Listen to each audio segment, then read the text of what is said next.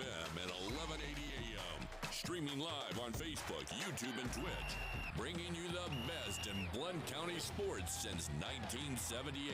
Featuring the Greenfield Gunner, Mike Edwards, former Maryville Scott, Donnie Moore, and from the Daily Times, Marcus Fitzsimmons.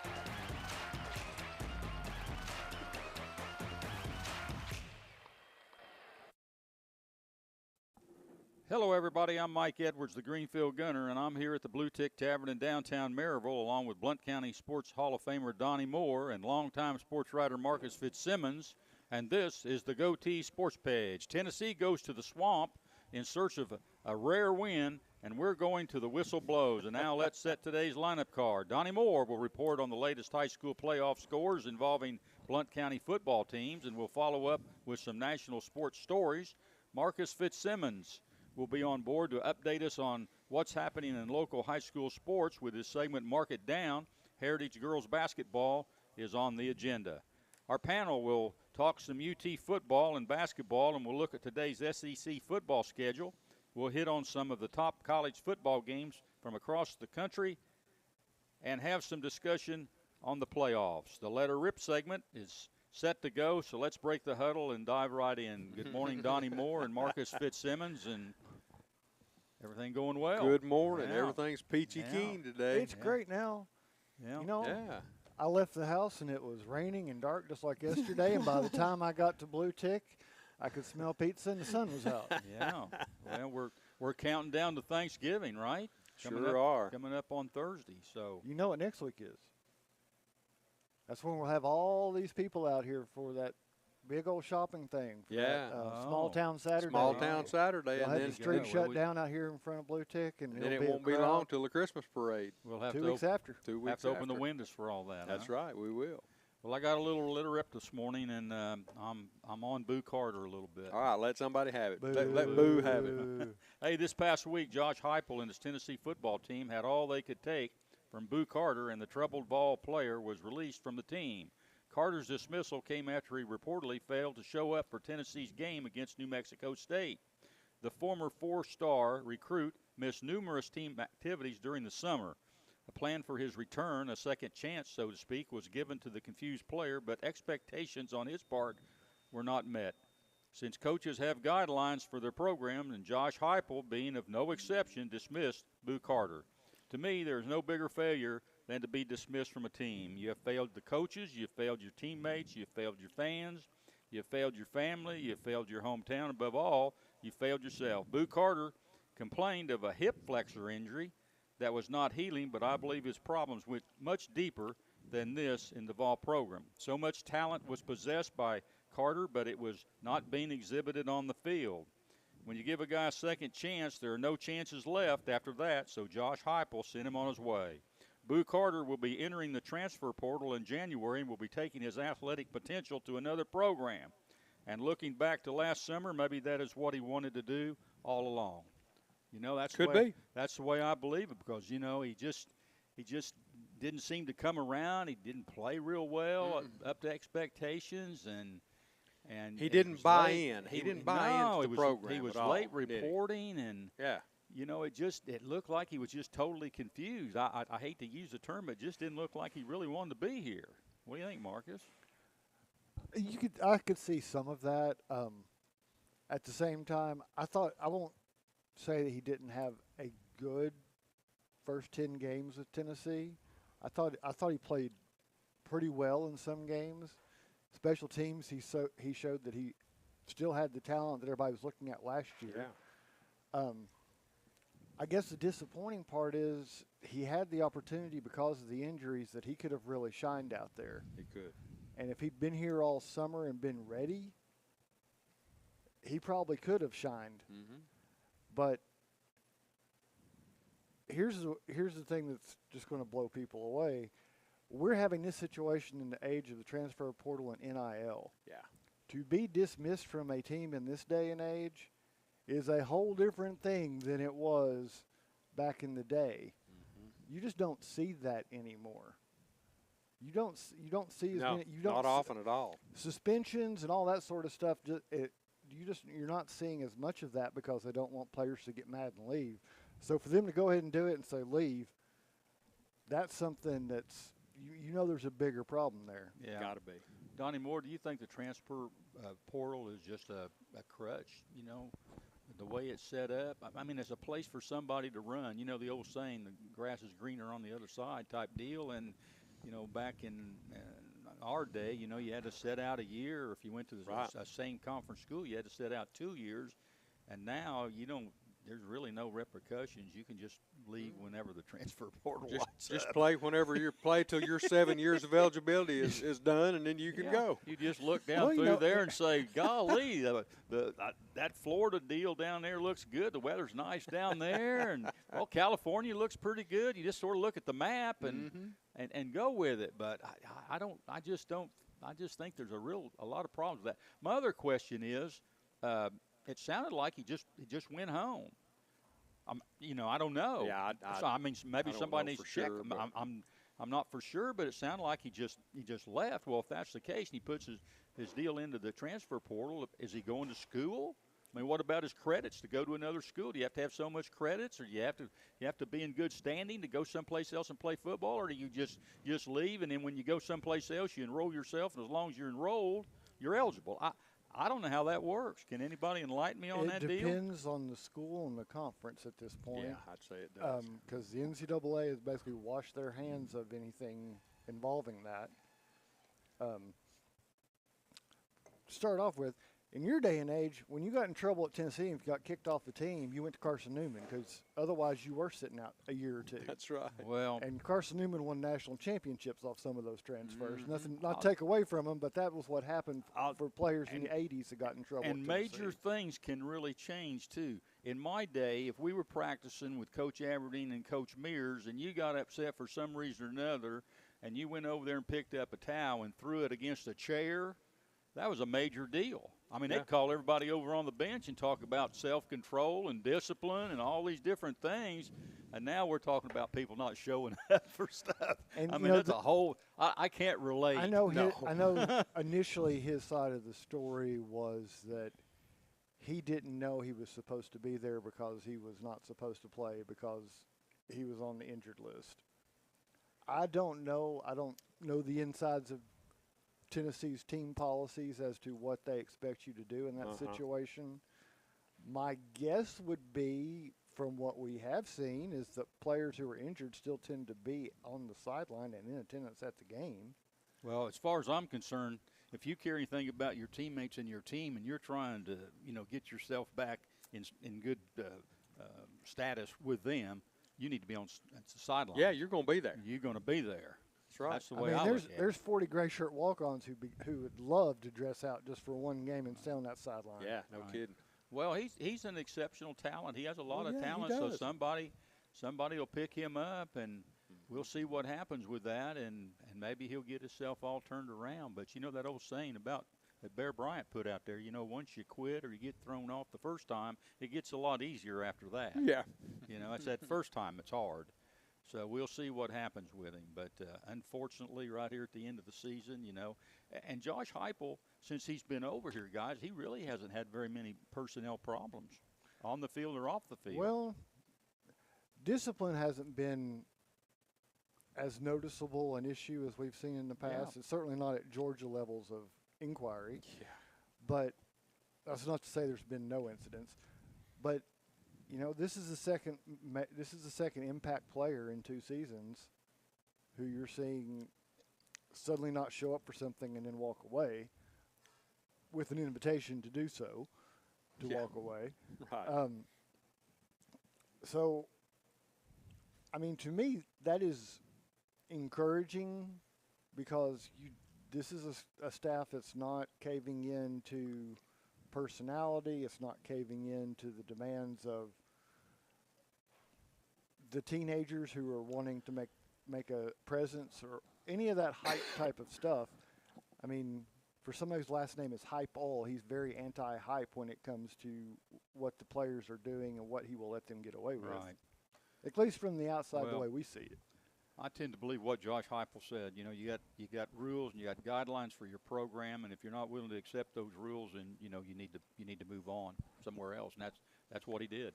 Hey, let's talk some Tennessee basketball. The Vols are 5-0, and they're heading out to Vegas for starting Monday, and we'll talk about those games here in just a second. But they played Rice last week. I think Rice was a fairly good test above what they had been playing, but they took care of them 91-66, and Felix Okpara 20 points, and Nate Ament 19 points, and Jacoby Gillespie had 17 points, and Ethan Berg had 11 points. And I'll start with Marcus. This is exactly what Rick Barnes likes in his basketball team, 4 guys in double figures. Yeah, Tennessee's sharing the ball, and I think there's still we're still shaking out a lot as to what they're going to go, where they're going to go and who they're going to look to in certain matchup situations. Yeah. And those pieces are still kind of, I won't say not fitting together, but they're still putting those and seeing where's the best round hole for this particular player, and which one doesn't fit together, where's that a square type of thing. So you see, I mean, there's rough spots in there, and that's not to be, you kind of expect that. But you also see that there's a lot that they could possibly do if they continue to improve game to game, that come February this could be a really powerful team. Yeah. Well, they only turned the ball over, Donnie, 11 times, shot 52% from the field, and 31% from the three-point line. And when you've got 4 guys in double figure and you only turn it over 11 times, that's Rick Barnes' basketball right there. That's what he's looking for. That's his signature basketball game right there. And if he's still pulling out guys he needs on the floor offensively because they're not playing defense, which he did in that game. Yeah, I look at this, and then I watched John Calipari the other night, talking about his Arkansas team down there, and they're having trouble. I guess they're jacking up too many shots too early, so he decided that he's going to go back to 6th grade basketball, and everybody kind of looked at him when he said 6th grade basketball in the interview room. And he says, well, they asked him, well, what's 6th grade basketball? And he said, that's when you pass the ball 5 times before you shoot the ball. I remember those days. He says, I'm going to count them. I'm going to sit over there and count the 5 times before we shoot. So evidently he's got some issues down there with players sharing the basketball. Man, anyway, downside to the game against Rice, J.P. Estrella went down with an injury. And of course, he was out most all of last year, and he's got a bone injury to his left knee, and he could miss Marcus 2 to 3 weeks. And then they've got sophomore Bishop Boswell that's been out with a leg injury, and also. So they got some injuries right there. But the good part, this team's got more depth than they've had in the past. Huh? Yeah, they do. I mean, like I said, I think part of that's because of the pieces. I think we saw against Rice, I think we saw a move towards where we think the bulk of the point guard responsibilities are going to lie. We already know where they're going to look for as their main scoring. I don't know if that's going to translate into where they're going to look for clutch scoring at this point, but like you can see some of those pieces coming together, and you can kind of get a feel of what they may want to do. But I think it's still in flux until I think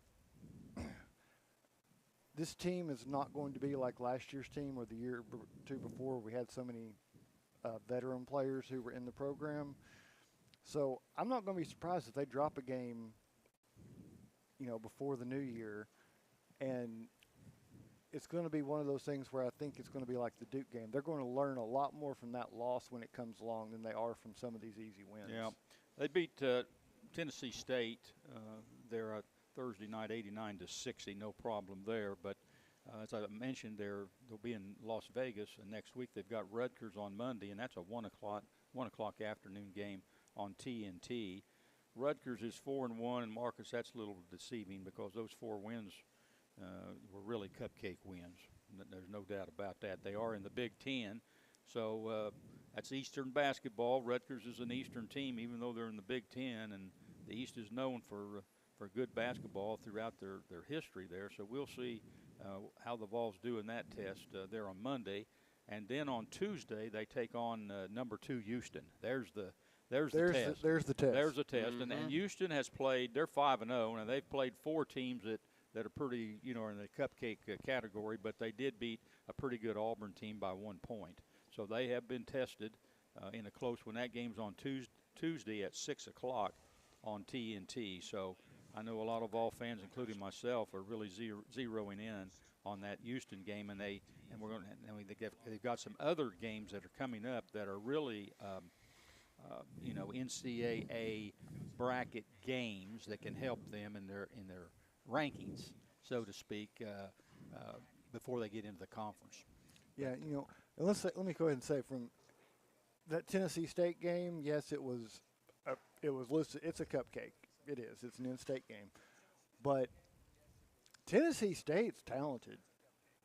That team impressed me. I mean, obviously they weren't playing on Tennessee's level, but I will not be surprised to see them make some noise in their conference this year, because they looked really good. But to the other, Rutgers, it's a good step up. It's not Tennessee State. I would say it's a little bit better than Rice. You could probably argue that. Yeah. But it's a good, like, okay, we're going to go up to this rung, and then we're going to take on Houston. But you can't be looking up there at that rung at Houston of who you're going to play the next day and forget about Rutgers. Yeah. So I like the format that, you're playing back-to-back days, and it's kind of that NCAA tournament feel, which it never hurts to get some of that in so that you can draw on it later. Yeah. Because you only get so many times to get the back-to-back or day-to-day experience that you're going to need when you get to an NCAA tournament. I would have liked a bigger game before they played Houston. Yeah. I guess Rice is okay, but they're not in the category of an Auburn. No, that Houston played. I would have preferred. I guess if you count Duke in the whatever you call it, the exhibition game, you can probably count that. But anyway, that's coming up the first of the week. I also want to mention that they're going to get into some high-level games here. Houston's number 2. They'll see them, I said, on Tuesday. They got Louisville coming up, and they're number 6, Marcus. And they've got Illinois coming up, and they're number 8 in the rankings. So they're going to find out a lot about this Tennessee basketball team here in the next few weeks. Yeah, and like I said, you're going to find out some things about your team, and then you're going to have some time to work on them and have those things in the back of your mind as to how you, because the style, style-wise, Rutgers is going to be interesting because the SEC is probably the most physical conference in terms of what the officials will let you do that you're going to see. So playing some of those out-of-conference games against quality opponents, and you get a feel for what you may or may not be able to do, which is important because of what Rick likes to do with that defense. Yeah, his defense, we talk about all the time about how he loves the defense, but it's a physical defense. Let's not kid ourselves. It's the kind of things that would get fourth graders thrown out of the game if they were to do some of that stuff. Yeah, if you can't guard for Rick Barnes, you're not going to be on the floor very long. Yeah, you got to be able to guard, but he's not opposed to you all to doing what you can get away with defensively as long as you don't get whistled for it. Yep. The Lady Vols, Donnie Moore 4-1. They took care of Middle Tennessee State this past week, 85-41. They got Coppin State. I hope I'm pronouncing that right. You are. Sunday at 2 o'clock. It's on the SEC Network Plus with that game. And then, by golly, guys, they head out west, and they got UCLA and Stanford out there. So we talked about the men's program, finding out where they're at. The Lady Vols are going to kind of find out where they at. They sure are. When they head out west for those two games. Better believe it. Yeah. Hey, let's talk a little bit about Tennessee and Florida. Tennessee, number 20th in the nation, is a 4-point favorite heading down in the swamp today. Tennessee takes a 7-3 record down to Gainesville, and Florida comes in at 3-7. I'll say about that 3-7, Marcus Fitzsimmons, and you can elaborate on it a little bit too, but they're better than 3-7. If you go back and look at their losses outside of the Kentucky game, they've been in just about every one of them. and they in some of those games they probably should have came out of. I like to say that a lot of them that they lost, they played just good enough to get beat, so to speak. So that record, as far as I'm concerned, is pretty deceiving. Thoughts? Well, you could say the same thing about Tennessee to an extent. I mean, you look at their losses; they played just good enough to get beat in 3 games there. So, what I don't like, and then they played a couple of games. They played just good enough not to get beat. So I guess it worked both ways. There's not a lot of different. I mean, these two teams don't like each other in general. This rivalry it's been around for 30 years now, a little bit more than 30 years, and it's going to take a step back after this season because it's not a guarantee in the new SEC format. So I don't like the matchup. I hate that it's this late in the year, and you can say what you want about, they're 3-7. Okay, well, Tennessee went down there and lost to a Florida team that ended up 4-8 that year. I think you're right. I mean, we've seen better Tennessee teams go down there and lose to teams that are probably on par with this Florida team. Yep. So you hope it ends today. Yep.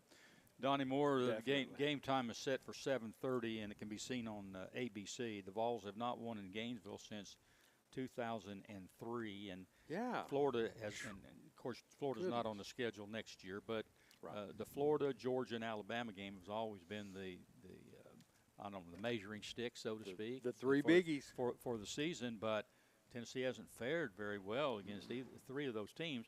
So I'm going to ask you about Florida, since they haven't won down there since 2003. I'm curious. Does Florida look at Tennessee like we look at Vanderbilt and Kentucky? That could be. They might say we own Tennessee. Yeah, but they expect the record doesn't make any difference. No, just expect a victory. This is a game we just kind of put in the win column. Yeah. What do you think, Mark? Could be. I think your analogy's wrong, because I wonder if they look at Tennessee like Kentucky looks at Florida. Kentucky just seems to have this thing that they don't care what Florida is or how good or bad they are. They're going to upset them. They've owned them every chance they get that they go up to Kroger Field. Apparently the Gators do not go Krogering. Right, and Kentucky can't beat anybody else at home. Exactly, it's just Kentucky. It's just Florida. It's just Florida. There's something about that matchup that always works in Kentucky's favor, and since let's say the mid-'90s, not the first couple of times they were back on, but the mid-'90s, it's been, Florida has pulled out wins they shouldn't have pulled out against Tennessee. Yeah. Donnie Moore, if you're a betting person and you don't know anything about Tennessee and you don't know anything about Florida, and you sit here and you go, well, Florida has lost its coach. They won't be bowl eligible. Their record is despicable. What's the big worry for Tennessee going into this one? I'm slapping down my money right there on the ball. I am too. I mean, I don't understand why they can't go down there and just take care of business against this team. I mean, this team of Florida has got everything. They got a language. The quarterback is throwing interceptions all over the everywhere. place. Their offense isn't playing very well. Nope. So, guys, Marcus, jump in here and tell me what the worry is. The worry is this Florida. There you go. I mean, I don't know if pythons come out of the swamp down there and strangle Tennessee's desire to win. I don't know if they have gators that eat dogs or something down there. I don't know what happens to Tennessee when they go down there, but it's just not been good for a very long time. No, it's been real, hasn't it? Well, going to Florida has been real. I'll throw something else out there. Tennessee this season has gotten a touchdown, I think, in every first quarter all year. They've always started really strong in the first quarter. I'm saying, and then you can throw that in there too, why, if you get off to a good start in every one of your games and you get off to a good start at Florida and you get them down 14-0 or whatever, what do you have to worry about? Because their fans are not very patient right now. No. They're not going to give them a whole lot of leeway as far as the game is concerned, especially if it gets out of hand right there in the first quarter. So the Tennessee Vols, if they want to make their life a lot easier today, Marcus, would you say getting off to that fast start would be a must? For Tennessee's record on the road, yes. They need to get off to a good start. For what we've seen happen to them in Gainesville, they can't let up from that good start. Right. They don't need to lay an egg in the second half. I mean, if you think about last time, if I remember right, Tennessee had a lead going in the second quarter and things fell apart and the wheels came off. You can't let that happen to you on the road. And,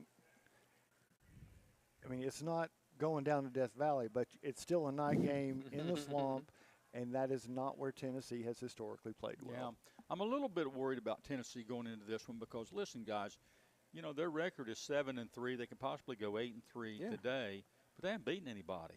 I mean, this year just is not – they just have not beat a quality team this entire year, and Florida's not going to – they're not going to – if they beat Florida today, a lot of people think, well, you know, they were 3-7. This is probably one of the worst Florida teams. I mean, it's a no-win deal. Exactly. You know, when you go down there, even if you beat them, and then you're looking at Vanderbilt next week, which is really the only game, the last game of the season, and a rival game that you got left that really is a quality game that you've played out of 12. That's almost – and that doesn't happen very often. No, it doesn't. As far as a chance to win one. So when you look at that end of it, Marcus, who's the pressure on today? Is it on Tennessee or is it on Florida? The pressure's all on Tennessee. Yeah. Florida's got no pressure. And that's got to be a factor right there if Florida's not playing with. I mean, if you had a head coach and you have a head coach reeling from a loss at Kentucky, all the pressure would be on Florida to get back on track. That, you know, you've got to, but they don't. There's nobody on the hot seat. As it is, they have nothing to lose. And, you know, it's just like what we've seen earlier in this year when you have interim coach and you have players who may or may not stay. Those players are putting on a performance tape as to this is why you should pay me to stay, or this is what somebody else can pay me to come there. That's just the way the football is now. So the upside is that Tennessee can use that. If that's the way Florida comes out and plays, they can use that against them because individual play is not team play. Yeah. But true. At the same time, Florida has nothing to lose in this game. Absolutely. If Tennessee wins because of the situation with it's been a long time since they won in Gainesville, is that considered a major win on the season? I mean, for yes this and program? no. Yeah, to Tennessee it would be. For the rest of the country, no. But no, not for the rest of the country. For the Tennessee fan base, absolutely. Yeah, sure. Yeah. It wouldn't matter if Florida was 0-11 and hadn't scored a touchdown all year. Tennessee playing them, the fans would chalk that up as a win and celebrate it. Oh, yeah, big time. Yeah. Because that's just the way this rivalry has developed when you go back to – and let's go back to where this hatred really starts. You got to go all the way back to Dickey leaving Tennessee and going to Florida. Yep. 68? Yeah. I mean, there are a lot of fans here. Caleb probably wouldn't know that. But Caleb would. There are people our age and your age. Yeah, that was a big deal. Mm-hmm. You know, we talk about I've got written down here what are the Vols playing for, and you think, well, they're playing for motivation, they're playing for pride, they're trying to break a win streak down there that Florida's got. They're trying to finish the season strong. Mm-hmm. They're trying to build up some momentum, maybe to go to a bowl game. But if you look at those bowl projections, and I don't want to be a downer right here, but I looked at some of the bowl projections as they stand going into this week, and they've got Tennessee playing in the Duke Mayo Bowl against Louisville. And if you don't like that one, you know, they got them playing down in Florida in another bowl against Iowa. How many times have we seen Iowa? How many times? It's Iowa, Northwestern. How many times have we seen those people? So would you rather get Mayo dumped on your head after the game or play Iowa? One or the other. I'm still rooting for ESPN to work out something for Tennessee to play UCLA. I hope they didn't look at those projections because I looked at them and I'm going, oh, no. Who's what kind of same old, same old. Same old, same old. I don't want Iowa. I don't want to go down there and watch Iowa run the ball 500 times and get their tail kicked by 4 touchdowns. I mean, I just don't want to do it. But anyway, hey, we'll take a timeout here, and when we return, Donnie Moore will provide high school football scores from last night and other news from around the area, and veteran sports writer Marcus Fitzsimmons will join us with his feature Mark It Down. You're listening to the GoTeez Sports Page, Blount County Sports Voice, and now stay tuned for the best in local sports. For over 90 years, Anderson Lumber Company in Alcoa has proudly served and supported our local communities. Locally owned, so the money made here stays here. Whether you're renovating a kitchen, bath, new floors, doors, or windows, Anderson Lumber is so much more than a lumber store and can take care of you from design to install. We welcome you to visit Anderson Lumber in Alcoa for all your home's needs, or shop over 67,000 items online at AndersonLumberCompany.com. Anderson Lumber since 1925. Aubrey's is known for real comfort, real food, real good. But remember, Aubrey's is also really into Blount County. Aubrey's Maryville has been a strong supporter of local schools and sports programs for more than 15 years.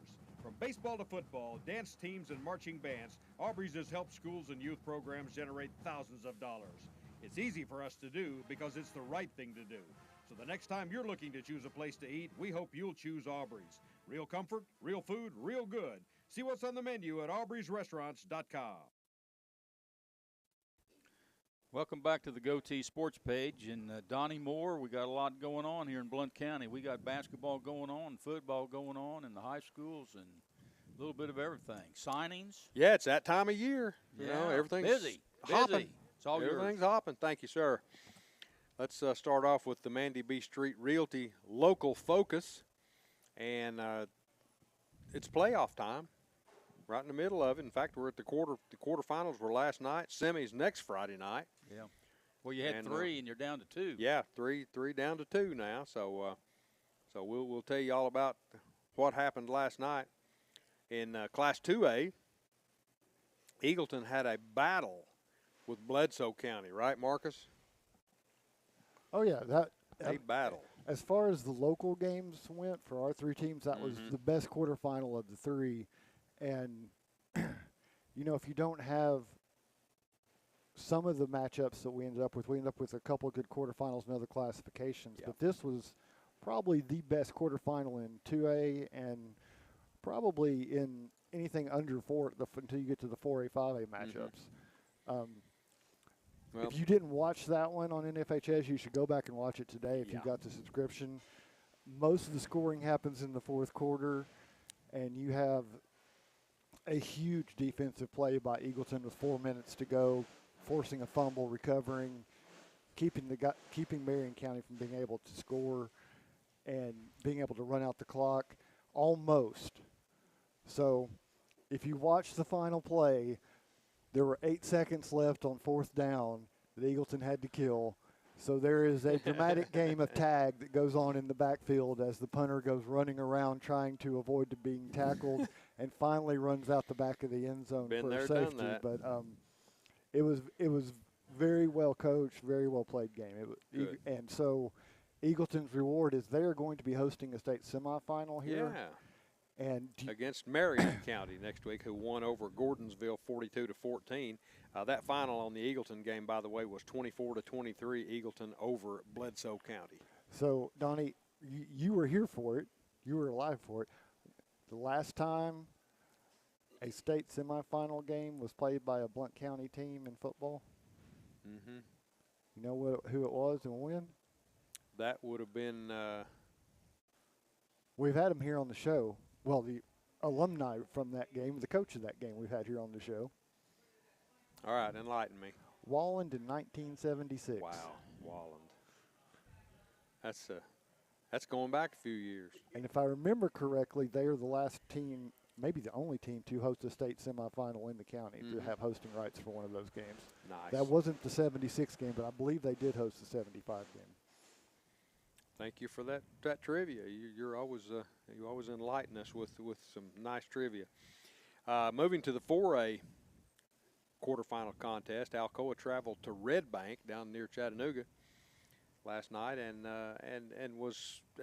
didn't have a whole lot of trouble with Red Bank. Red Bank scored on them twice in the second half, but 38-13, Tornadoes in that contest. And next week they travel to Greenville to take on the Green Devils, who beat Anderson County 28-21 last night. That must have been a pretty good ball game too. That was one of the other good ones. Yeah. So I got to I tagged into it a couple times to see what was going on. It was another good game. But Well, that's two good football teams right you there. know, it's Alcoa played Greenville last year. They hosted them down here. Mm-hmm. Greenville's a much better team than they were a year ago. So, but there is some familiarity. So you're going to see a good state semifinal matchup there. Red Bank Alcoa scored twice, and then they turned what was a promising Red Bank drive into a deep bomb touchdown the other way, yeah. and it kind of just unfolded from there. Mm-hmm. Wheels kind of came off, didn't they? Well, they didn't really come off. I mean, Red Bank still They got was loose, playing, though. but they did get loose.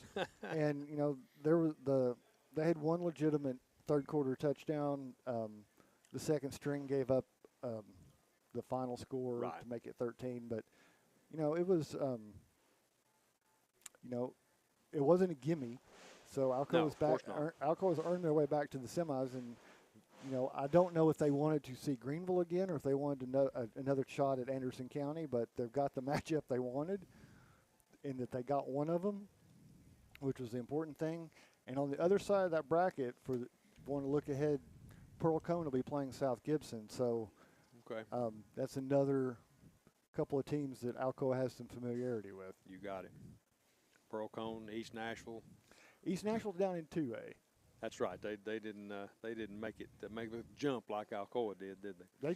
They just jumped down. Jumped down instead of up. Right. Your other game last night involving local team was Maryville traveling to Blackman in Murfreesboro. And I don't say this very often, but Maryville got spanked. They lost 31-7 against Blackman, and wow, I'm sure that's tough for the Rebel fans. Yeah, you know, I just had going off of some of it what that the Daily Times wrote about it, but you know, Blackman was able to run the ball, and Maryville really wasn't able to stop them. They were able to put together drives and keep Maryville from getting a lot of opportunities, and they were getting stops. So good deal. That it's not the outcome Maryville wanted. No, but, of course not. You know, when you end up, even if they'd won, you're playing 3 Murfreesboro schools in a row. Yeah. If they had won and had been playing Oakland, so Maryville probably has a legitimate complaint in there that this new format doesn't exactly work in every classification, whether geography is. Right. It can create some interesting things going on. And the one that's going to try to be, and they've updated this now, I was looking at it. So we were wondering whether the Maryville rule that Blackman had put in about 15 years ago, that if you were in the semifinals, no matter what your seeding was, whatever quad was supposed to host, they would host regardless if they were a 1, 2, 3, or 4 seed. Yeah. Because Blackman kept getting in and reaching semis, and then they were the 2 seed and having to come to Maryville for consecutive years. So they put in the rule that it didn't matter what your seed was. So that rule does not apply. So even though Blackman won and was in quad 1 and quad 1 had hosting rights, they will be going to Oakland next week. Wow. For the state semifinal. And Oakland won over Green Hill last night, 21-17. So a close game. It was. And Oakland Oakland was down most of that game. They did not go ahead till I believe late in the third. I remember. I was checking up on them last night, and I heard that. But anyway, that's your 3 area playoff teams that are involved in football so far. Semis next Friday.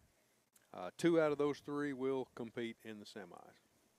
Yeah, so we'll have Alcoa on the road and Eagleton hosting. Yeah, that's true.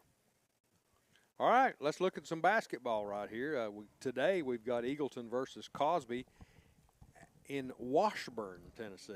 Anybody know where Washburn is? Not me. No. Well, that's Not where it's me. going to be played anyway. Eagleton versus Cosby It's out there. in Washburn. Yeah, I hear you.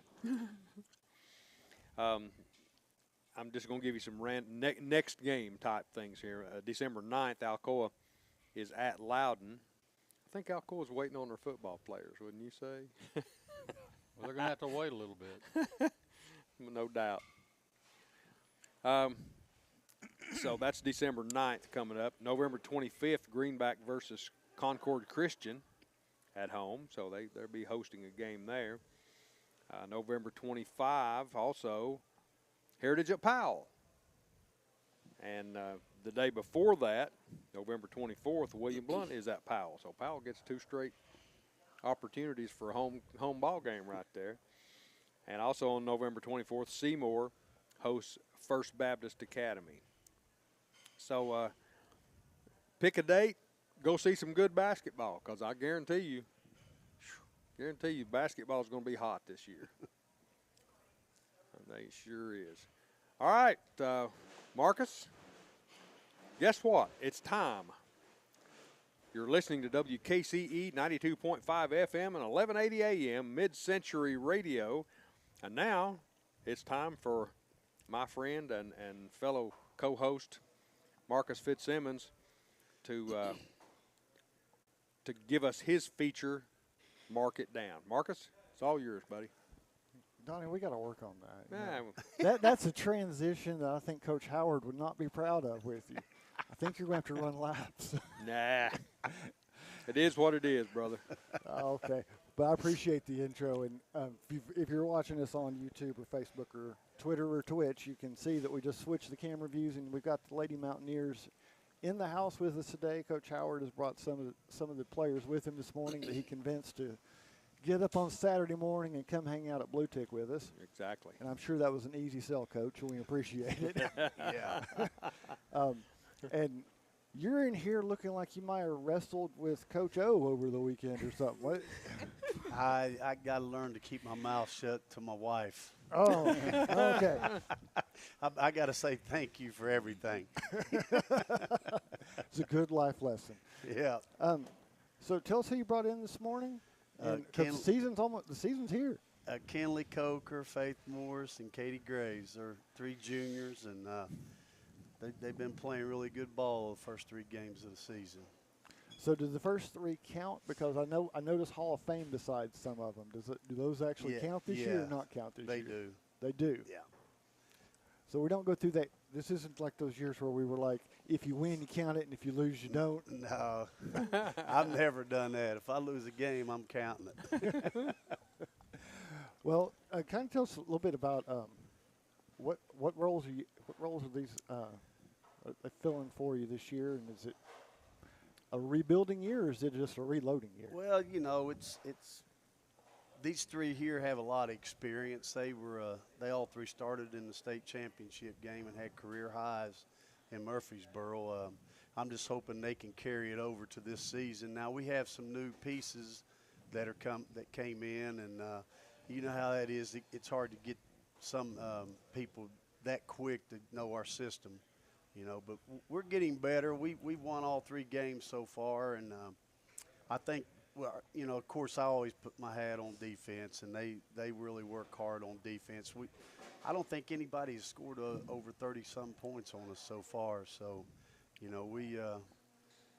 can't shoot the ball good every night, but you can play hard-nosed defense and get after people. I see Mike's over there shaking his head. I don't think he. Yeah, I'd have a hard time playing for him. Oh. Oh yeah. So.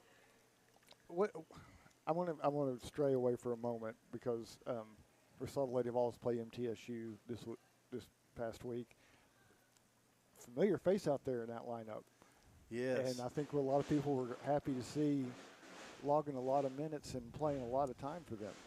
Yeah, she's been working hard. I got to see her practice down there at the BCAT clinic, and I told my coaches, I said, if she plays like she's practicing, she gonna start. Because I just thought she looked better than some of the other girls, and I'm like, man, defensively she was looking unbelievable. They even bragged about that, but she can shoot the ball, you know. And against Tennessee Tech, she came in and hit 2 back-to-back threes just to keep them in the game. So she's one of those kids. She'll get better and better. She's still young, just like the whole team is. You know, I was talking to Matt, and they got 7 freshmen and 5 sophomores. Yeah, replaced all and 5 try to play starters. the Lady Vols. That ain't a Replacing good all 5 mixture. starters is a hard lesson for anybody. That's for sure. How do you get the state championship out of them and start all over again? You know, the Indiana football coach had a good idea about that. Signetti up there when they're winning, and somebody asked him, you know, how are you winning? You went undefeated the year before. Now you're undefeated in the Big Ten again this year. He says, I just tell them that we're taking the rear view mirrors off the automobile. I thought that was a pretty good thing. But how do you do that? Well, it's I got to admit, it's been tough. Like I told him, I said, you girls got that state championship hangover. I said, you know, you can either realize that's gone. I said, this team hasn't done anything yet. And I expect these 3, they're captains, and I expect them to realize that and start translating that over to the other girls, how hard we really have to work. I mean, they've put in so many hours shooting after practice and stuff, but we need that to rub off on the other girls, you know, and I think it's just going to take a little bit. We're having trouble with free throws. And we've missed 34 free throws in 3 games. Wow. So they ran a lot of down and backs after shooting free throws yesterday, and then. Well, when you play that hard-nosed defense, Coach, it takes away your legs, you know. And you get to that free throw line, you got no legs, you can't shoot. That ain't no excuse. I don't accept that stuff. I see Coach saying no, and I see the players saying, yeah, that's right. I guarantee you their legs are hurting today. Well, let me pick on the captains then, and I'll put it out to all of y'all. What's the transition been like? Because you've gone from where you had – a year ago you had 2 proven leaders kind of directing this team a bit, and now it's your turn. What's it been like to make that transition from over the summer to being the people that this team's looking at? Yeah, we've known that we've had to they were good players, D1 girl and then 6'2", good posts, and we've had to just take on their roles. We're each going to have to score double figures. All starting 5 needs to average around 10, 12 points probably, and just take on what they did for us. How hard is it to get the younger players, like Coach said, involved into this system? How does it – is that – because that's kind of your all's role at this point to kind of how do you survive a Coach Howard practice sort of thing? I mean, it's tough to survive his practices, obviously, but I think we have really good chemistry this year, and we just all like hanging out, and we're just all really good friends. And I think when we go out on the court, we know that we have to work hard, and we just have to pick each other up whenever we're down. And I think we're going to be good this year in doing that. So do you all know who do you turn to in the fourth quarter if it's a 2-point game? Have you got that feeling, or is that something still being sorted out? I'd say we know we can really lean on anyone he has at the top in the end. Yeah. The last 5 he has in, we know we can depend on anyone. And, Coach, who's going to be the one that you're going to give the ball to if you're afraid they're going to get fouled and have to go to the free throw line?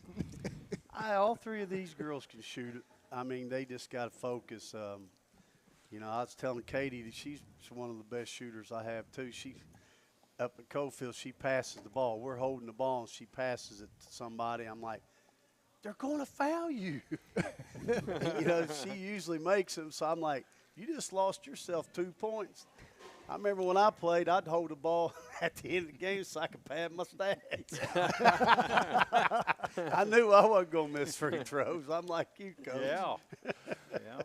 Coach, so you mentioned this defensively kind of being your kind of a heritage staple. You know, when you make the kind of transition you all have, how hard is it to get that installed again, the work that goes into doing that? I mean, it just takes a little bit of time. We had 2 new girls transfer in too, so they're trying to get used to the system, and they're learning very quickly. Like, you don't act like you're hurt. You better bust your butt down the floor if that arm ain't hanging off. So we're getting that through to them. But these 3 here they really, really work hard on defense every day, and I think the young ones are seeing that. If your best players work hard in practice and do the little things they're supposed to do, it'll come, everybody else will follow. And so went through reclassification. How does it look for this year for you all? The same region? You got some changes? Yeah, we had Alcoa came into our district, but the region will be the same, and the sub-state will be the same. Of course, you got, White County, Upper Moon, and Stone Memorial, which we're playing Thanksgiving, is supposed to be one of the best teams out of that area. So we'll play them and Livingston back-to-back at our place Thanksgiving. And we'll get a good taste of a good test to see where we're at so far.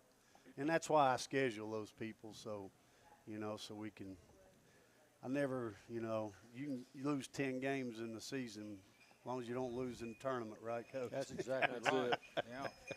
So is it Thanksgiving Classic time? Is there a tournament out at Heritage you need to talk about? Yeah, we're having one Friday and Saturday out at school. It starts at 11:30 Friday, and it starts at 10 o'clock. We'll play 1 o'clock Friday and 10 o'clock Saturday morning, and then the boys will follow. So there'll be a chance for people to come out and see some good basketball. Oh, yeah. Come on out to Heritage. Yeah. Is it the Thanksgiving Classic again, or we? Yes, that's okay. it. And then we're having an all-girl Christmas tournament, pre-Christmas, December the 21st, 22nd, I think, 19th, 20th, 21st. Yeah. Okay.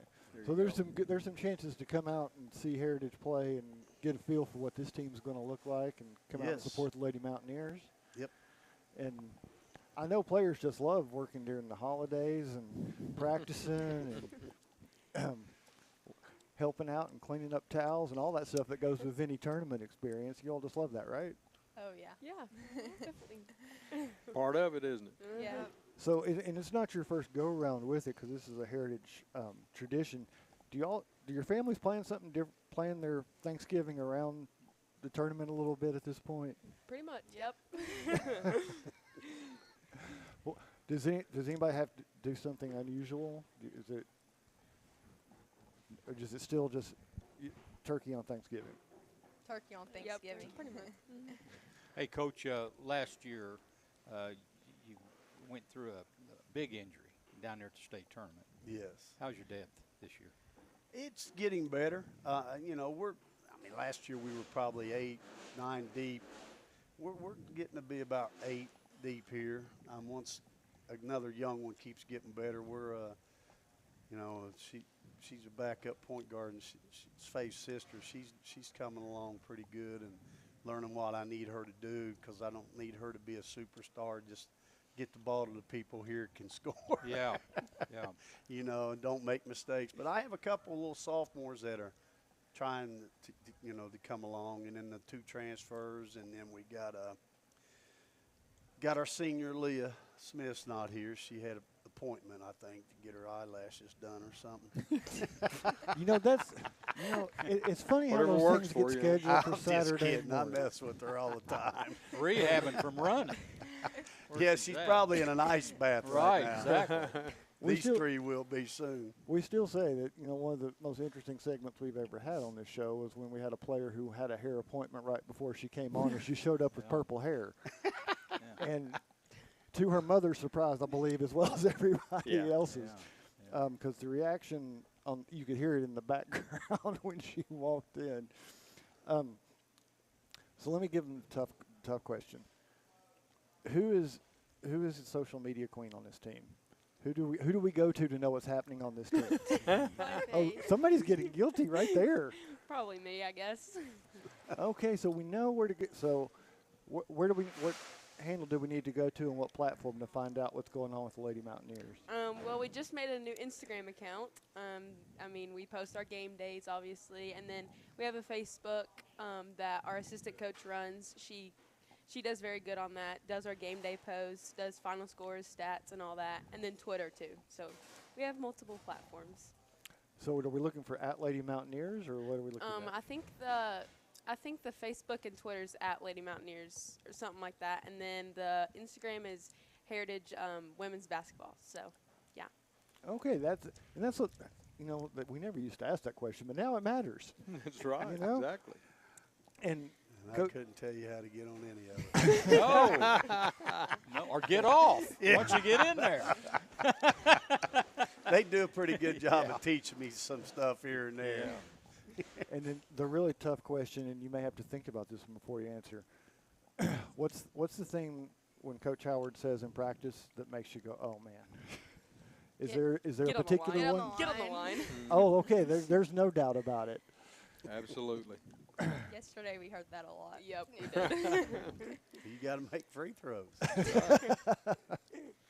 Coach, I gave them the opportunity. If you make them, we don't run. If you miss them, we're running. there we go. I remember that drill. Yeah. I also remember what we used to do to people that missed. Coach, a couple of weeks ago, the Heritage Lady Mountaineer community experienced a tragic loss. What are your thoughts on Caitlin Berger? Oh, it's just tremendous, just heartbreak. It was, I got to see her down at the BCAT clinic, and, she had a job, and when we was leaving, I hugged and kissed her on the head and told her I was proud of her and, that she was going to do a great job. And that's the way I wanted to remember her when I went to the funeral. I didn't even walk through the line, but it is sad because she was so excited about it, and she always had that laugh and just such a great personality, and she really cared about people. But now when she got on the court, it was business. Different thing. She helped us lead us her senior year to a really great record and almost upset Bearden in the regional finals.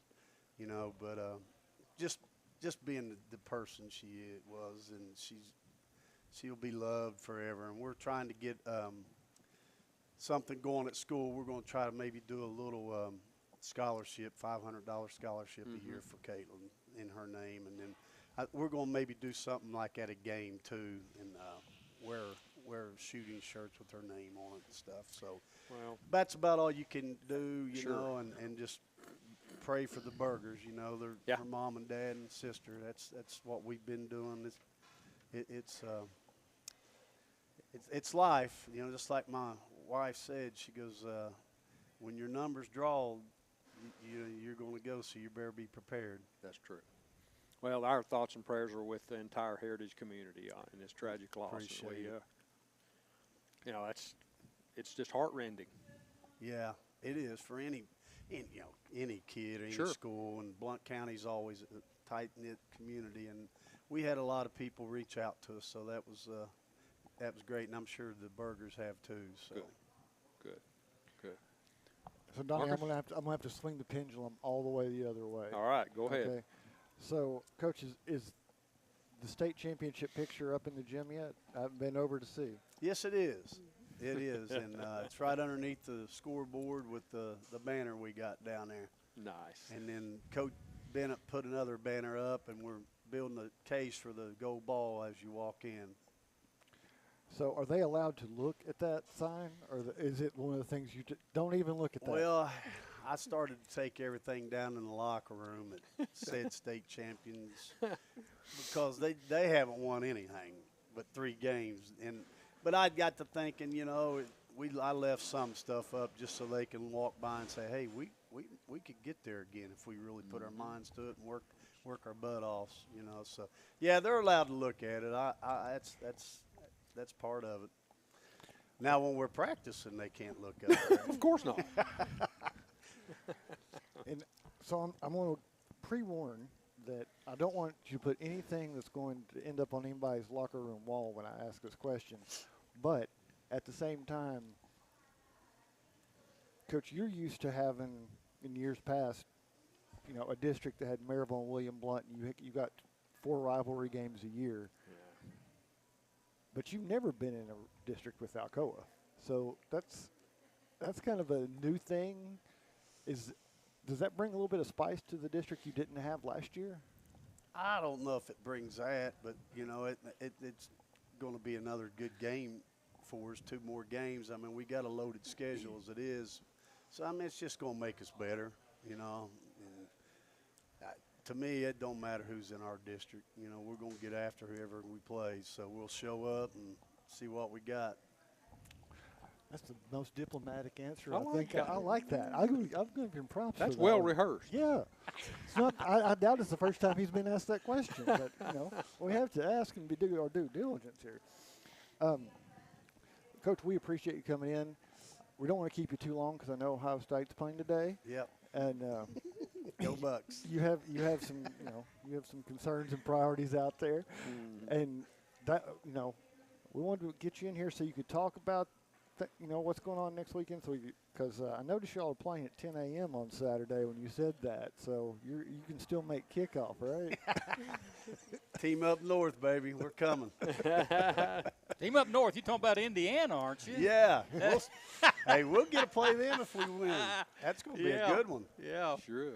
I'm excited about that. And that was the other reason, because I was afraid if we had them next week and they were talking about Indiana, Ohio State playing, they might have a fist fight in here between Mike and Rick.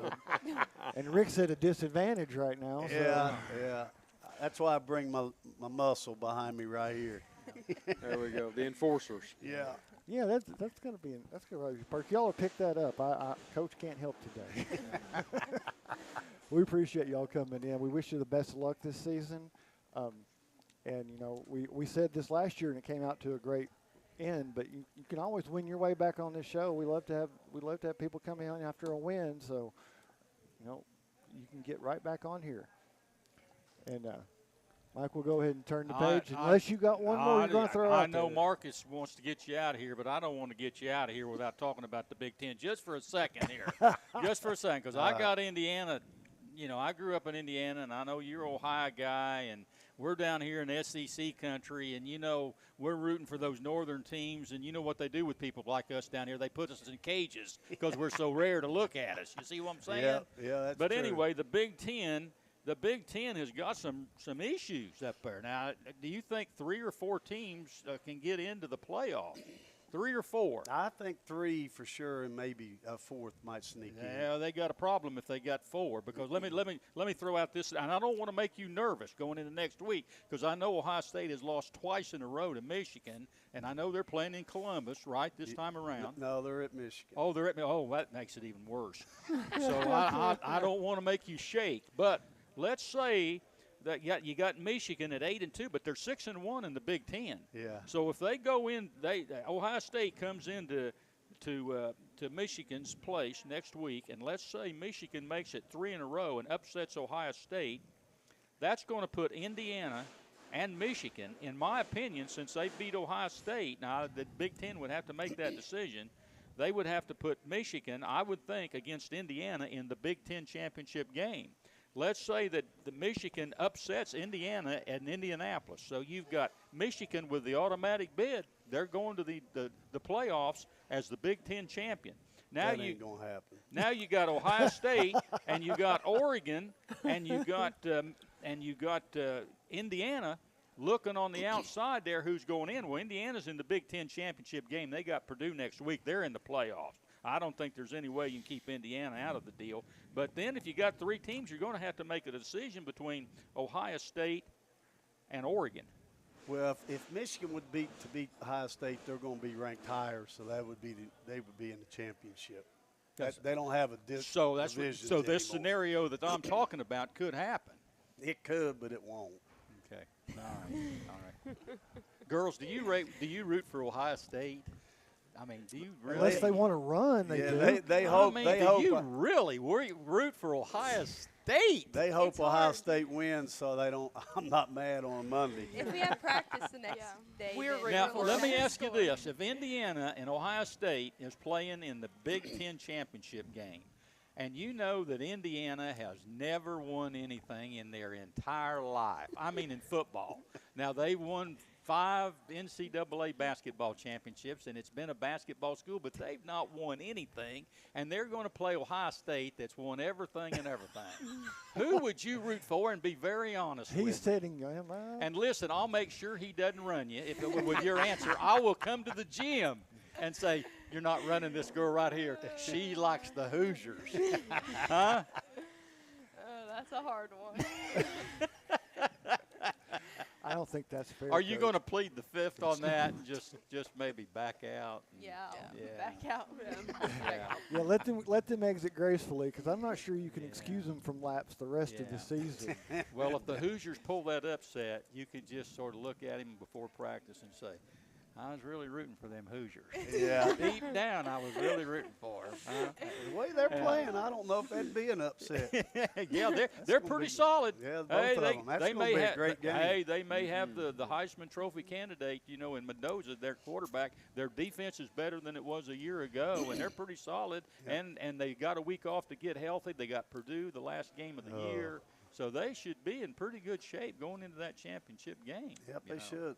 But there's still a program that they've not won they've not won it all. Ohio State's been there, done that. You see. So I think that makes a lot of difference. But No doubt. Coach, it's good to see you. Good to see Good you, to see buddy. you, and girls, good luck to you. Thank you. All right, good to see you.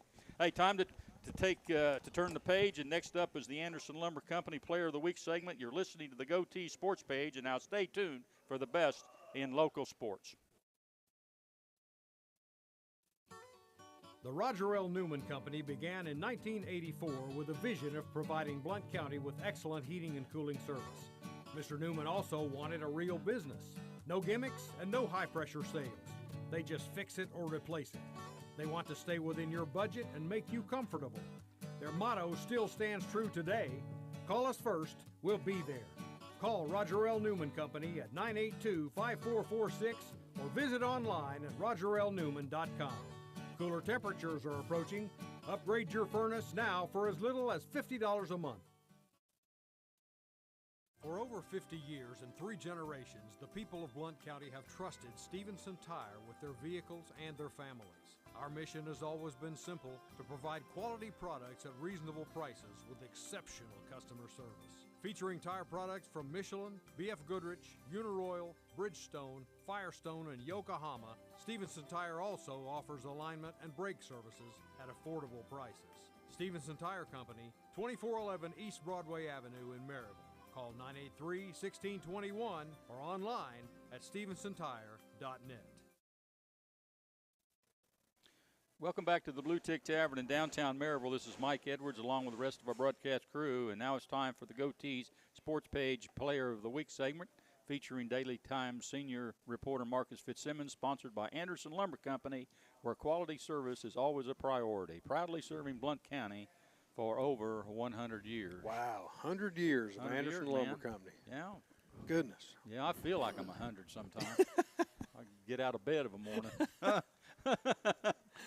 I've seen that film, too. Marcus, what do you got? You got anything? You want to talk some more football? Or? Well, I was going to say we can talk some football because, the thing about those playoff games being on the road, it's hard to get some of those guys to come in on Saturday morning after they've had to drive 2 or 3 hours back home. So we didn't feel like we could legitimately and not feel guilty about asking them to come in after that kind of a road trip. So let's go ahead and talk some college football this morning. But say again that we're going to throw out those congratulations to Eagleton and Alcoa for making the state semifinals, and the Village is going to get to host a state semifinal game. That's a bit of history for a program in its 3rd year. Yep. Let's talk a little bit about Tennessee and Florida. Tennessee's offense, I felt like for most of the year, has been ahead of the defense, but here of late, I think the defense have made the greater strides. So which do you think is going to show up tonight, the Tennessee offense or the Tennessee defense? Oh, I'm hoping the offense will show up, and that's what I'm most confident in. I haven't seen the breakdowns on the offensive line that led to a lot of penalties the first couple years of Yeah. Heupel's. That was kind of a staple of the problems at SEC road games in those loud environments. Was there were breakdowns on the offensive line, a lot of false starts and missed assignments that were going on. Haven't seen that happening as much this year. That's not to say it can't just magically reappear in the Swamp, but I'm more confident in that offense showing up. The thing that concerns me, and we didn't really talk about earlier, is, Florida's ability to play up at times. We've said they've come close and haven't done it, but ranked teams just do not do well typically in the Swamp. And Tennessee's coming in; they're still hanging in that top 25, and I just feel like Florida's looking at they can pad that stat a little bit more. Talking about teams not doing very well in the Swamp, I believe Ole Miss went in there last year with a playoff on the line and got knocked off down there. Yep, that's exactly what happened to them. Yeah, I believe, if my memory serves me right. Donnie, Tennessee quarterback Joey Aguilar, he's got 10 interceptions on the year. He does. He Yeah. had, He I think throws had, a few. I think he had 2 last week against New Mexico State. And that was the rap on him, Yeah, when he it came was. in here, that he Sure was. tends to throw interceptions, and he hadn't disappointed No, anybody. he's not. He's lived up to that billing. He's made some so great far. plays and great throws, but he's Yeah. also thrown And on the other hand, few picks. Florida's quarterback, DJ Lagway, he's made it interceptions part of his game. Yeah. I think he had did he have 6 interceptions he down had there at LSU? 5 or 6, yeah. 5 or 6 Good down at LSU. gracious. That's almost unbelievable that you throw 6 Sure picks is. in one football game. But he's had all kinds of trouble throwing that. So here's the question for you and Marcus: Okay. Who's going to throw the most interceptions tonight, Joey Aguilar or DJ Lagway? Well, I'm thinking maybe Aguilar's going to, because I tell you, Tennessee's defensive backfield is lacking, in my opinion. They get beat frequently deep, and I don't know. Maybe they'll come. Maybe they'll focus on the ball tonight and get a few picks. But I'm thinking it's going to be Joey. I'm going to go the other way. Okay. You like Lagway? I'll say it because I think Joey's selection process is better on the road. I think he takes that extra half a heartbeat before he throws the ball in road games. Because if you think about it, 4 of his 10 interceptions have been in November. So the first 8 games of the year, or 7 games of the year, he only threw 6. So you can say it's a growing problem, or you can also say he's taking some risk he wasn't taking in September. Yeah. But I think being on the road and in that venue, he would lead you to be a little bit more sure of your throw before you make it. Certainly hope so. Yeah. And at the same time, you got to remember, we talked about earlier, Boo is gone. So Tennessee's secondary is even thinner than it was, Yeah, but that's that true. also means we're going to see some different personnel on the field, so you can throw out a little bit of that tape because Tennessee's going to have to do some things differently in coverage. Last week, Florida gave Ole Miss all they wanted. They sure in did. Oxford. It went right down to the end. Yeah, And you know what? Florida didn't have to throw the ball very much because they ran it. they did. They ran the ball exceptionally well against Ole Miss. So, Marcus, will Florida be able to run the ball against Tennessee? I'm going to say yes, and that's how I think if Florida is going to win today, that's how they're going to do it. I don't think it's going to be by them going over the top unless it's on play action on something they set up in the second half. Donnie? I agree, 100%. I think they're going to be able to run the ball on Tennessee's defense, and the key for me is getting some pressure on Lagway. Of course, he likes to tuck it and run. Yeah. But, And I think that's why the running game for Florida is so big. They don't want to throw the ball very much because No, I don't think they do either. He's just not been very accurate all year. He's been very inconsistent back true. there at quarterback. Tennessee, on the other hand, Florida has really struggled against the run. So, will Florida be able to control Tennessee's run game? I think that's where and I want to see how Tennessee does on the ground, because if Tennessee is going to win, I think that's where they have to win it. Mm-hmm. And how I agree. Yeah. that their ability to do that and get not just good yards but chunk yards out of it, I think is going to be key. And you know, it's one of those things. I think only once in the last 30 years has the team that did not have the most rushing yards not win the game when these two have played. Donnie Moore, Tennessee's favored by 4 points. You like that?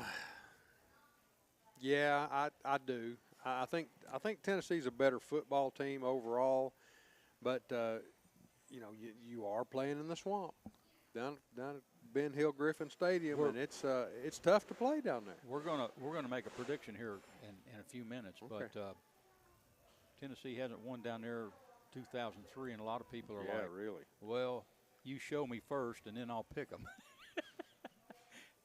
Your feelings on that? Yeah, we've done that before. Yeah, I'm not asking for a pick right now, but are you sort of interested in show me first, or are you going to go with, yeah, we've got a better football team, favored by 4 points? 4 points isn't very much. No, it's not. No, that's almost a field goal. I know what I will do, and I will say that, you know, I learned my lesson in 1995, and I will never forget it. So I was pleasantly surprised a couple times, but, you know,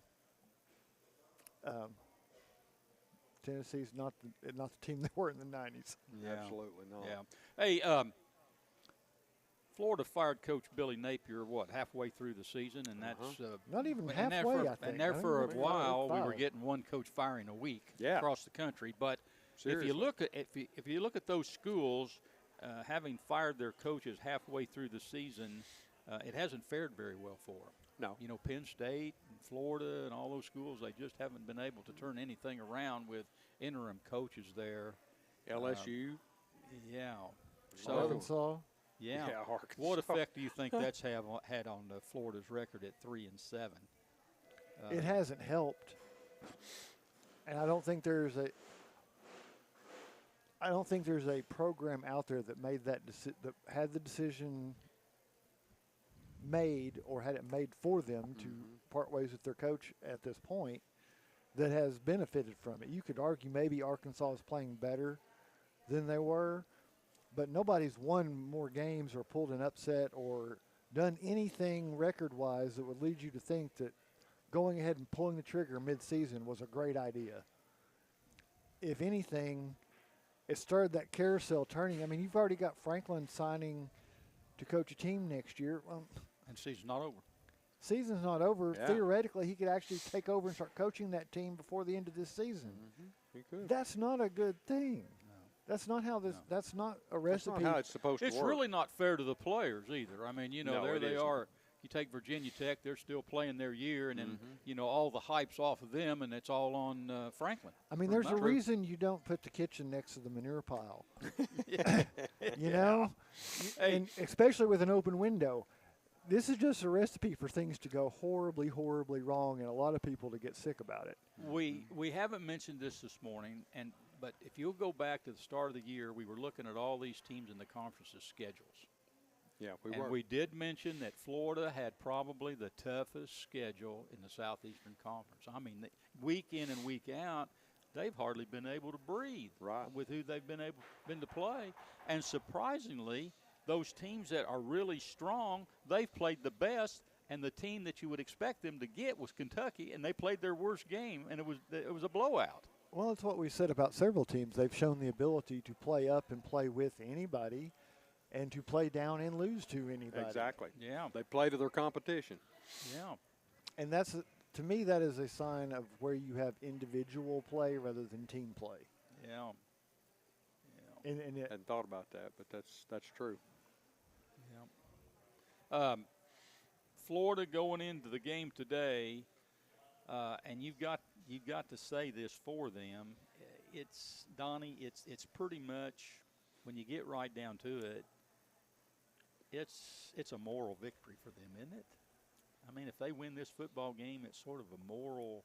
They Well, still don't have a coach. No, they I still know, don't have a coach. They're still not going to a bowl game. But Kiffin was in town there But, a week yeah. last week, and you know he's going to make a decision after the Egg Bowl, Sure. supposedly. I don't know why it's going to be right after the Egg Bowl. I mean, he's got a team that's probably going to go to the playoffs. I mean, Because how do he you still work? has a house in Mississippi. Hey, listen, if it matters. I hate to get off on Kiffin right here, but let's say that you know, he makes that decision after the Egg Bowl, and he goes to either LSU or Florida. If you're the athletic director at Ole Miss, you know you're going to have a very unhappy fan base.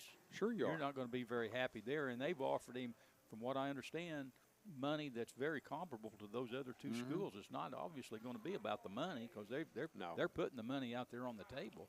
Do you let him coach in the playoffs? If he announces he's leaving, Yeah. oh no, No. So he's done. He's leaving the team. So you let an assistant coach the Ole Miss in the playoffs. unless you just think that he's your only hope of winning a playoff game. Well, that's yeah. Yeah, Donnie, how do you feel about it? I agree. I think if he announces he's leaving, then his contract is terminated. I would think if I'm the athletic director, I'd want an Ole Miss guy coaching my Ole Miss football team in the would too. playoffs. Would you not? I sure would. I would go with it. And think about this. Okay, so he says he's leaving, and you let him coach a playoff game, and say you win, and you got to make a decision about what you're going to do about the next one. But you got to pay him for every one of those wins. Yeah, that's true. Not only for the contract, but for his bonuses. I don't understand why Lane Kiffin is even going through all of this right now. I mean, those teams, if they know he's really interested, they're going to be willing to wait on him, aren't they? Yeah, they are. They'll be willing to. Why is he making a big deal and causing this big distraction for Ole Miss right now when they've got probably the best football team in their entire history? Because that's what he does. That's That's who what he is. Yeah, and I'm going to tell you just what I told you before the show. He ain't won nothing. No. He's not won any championships. But you could also see it, and this would be really dirty, but given who we're talking about, you could be stringing them along and saying, I'm going to make it, I'm going to make this announcement, because that keeps them from making a decision and going another direction. And by not saying until you do after the Egg Bowl, you are days before the signing period. So if you string them out that long, you've wrecked their signing class in the early signing period. Well, he left Tennessee in the middle of the night. Had a great program.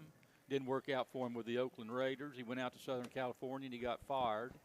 And he went to a school a mid-major down in Florida and had some success there. So Ole Miss gave him a shot. Yeah, they did. They gave him a shot, and he's won a lot of games there at Ole Miss, but he hadn't won any championships. And here he's got the best team he's ever had. I agree. At the school, he could stay there for as long as he wanted and make as much money as he wanted. And he's not satisfied with that. He's out there looking at somewhere else. I don't think he's out there looking. Well, I think people have come to him, and that's happened in the last 2 years. People have come looking and knocking on his door. Well, but this is why I don't think he will jump, because it's in the conference. This isn't running off to USC across the country. This is literally going within driving distance of a fan base you would really infuriate. And there is a difference. Yeah. I don't think you would want to infuriate the Ole Miss fan base and then just move a 3-hour drive south of them. That does not sound like the recipe for a happy home. I'm going to throw this out.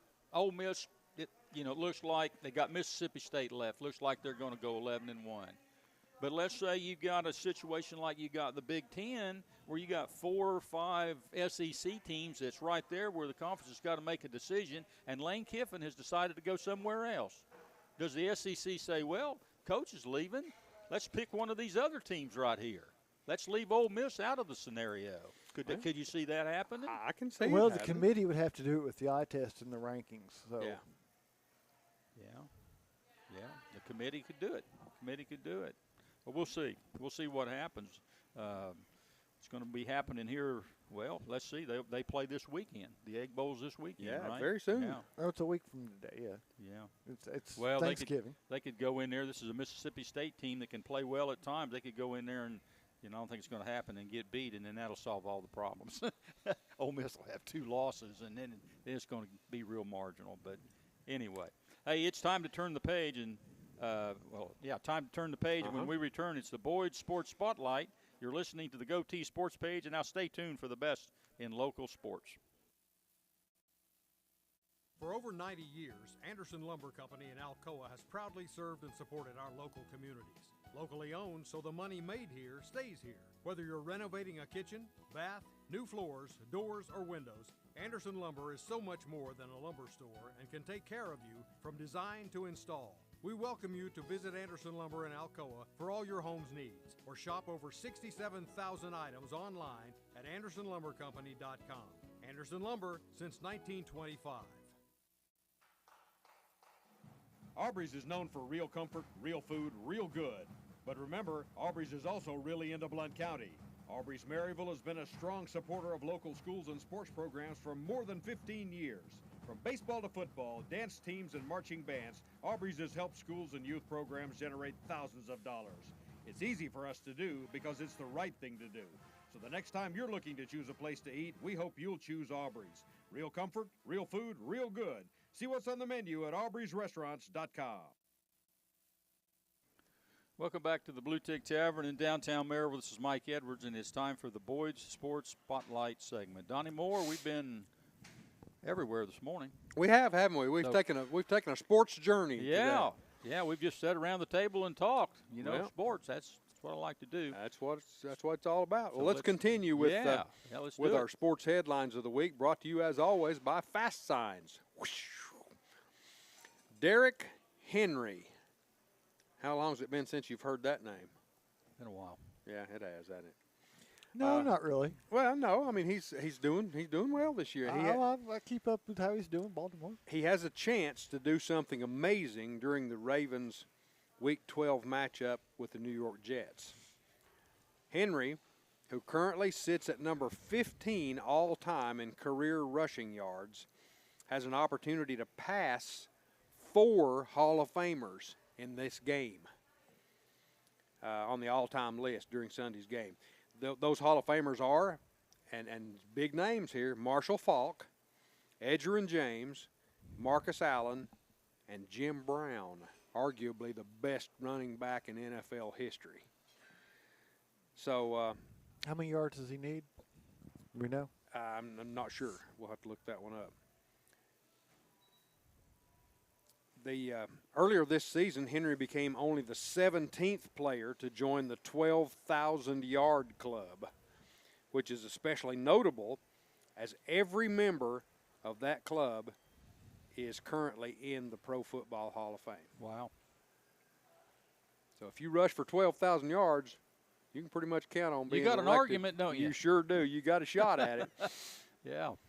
Now, if the SEC runner-up, the runner-up in the SEC, misses the college football playoffs this season, the most powerful conference in college football is quite likely to leave the college football playoff system to create its own playoff system, and probably would take their partner, ESPN, with them. Now, that's out there. That's floating around. If the runner-up does not make the playoffs, SEC is thinking about pulling out of the college playoffs. You're talking football playoffs. You're talking about the SEC championship game if they don't take the champion and the runner-up. Exactly. Bingo. Well, they want the championship game protected because they're making a bunch of money. Yeah, sure. That's the deal. That's it. A lot of coaches don't like that game because they're afraid that they're going to be left out if they don't win the game. Right. I can understand that a little bit, but I can too. They're sort of between a rock and a hard place. Yeah, and they're kind of trying to bully the playoff system, I guess, into saying. I go back to what we said last season, that the conference championship games are going to have to go away. They don't work in a playoff system. There's no need for them because it's a playoff. Basically, it's a playoff game and it's one that coach hates because even if you lose, you're still in. Yeah. All you do is drop down in your seating.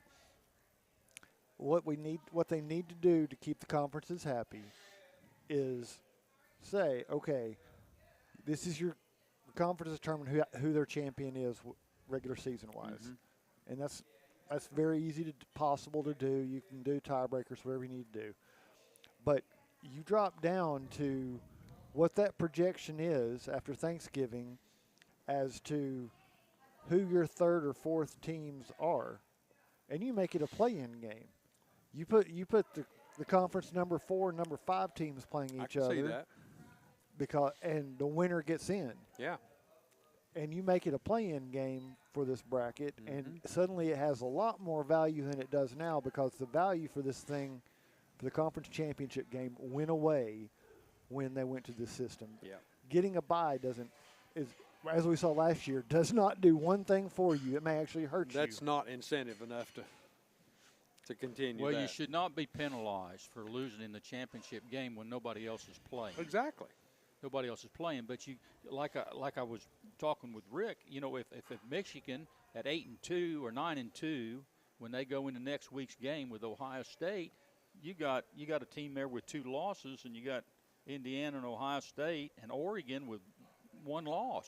Yep. There's 3 teams that should be in there, but you got Michigan that could win the Big Ten championship and have 2 losses. So you got an issue. You do. And if you're going by the Big Ten commissioner, he would want Michigan in the game. Of course he would. He would want Michigan in the playoffs. So, there's some discussion that needs to be made on that. I agree, 100%. So, I mean, I understand where that's coming from, but I don't think it's pretty much an understanding. But the complication of it is you've got to be legitimate, you've got to include you can't just have the SEC playoffs. So you're going to have to have at least the Big Ten, or if not the Big Ten, the Big 12 and the ACC come with you. Yeah, well, unless the and SEC you're not going to get them takes to their agree. ball and goes home. You're not going to get them to agree with anything. So No. the thing is to fix this system and go ahead and fix it, because you've got enough data at this point to understand what you've done. And the SEC is still looking, Donnie, to expand. Yes. They've made that comment. Yes. And that's going to give them more leverage than what they're talking sure about it is. right there. Sure it is. Yeah.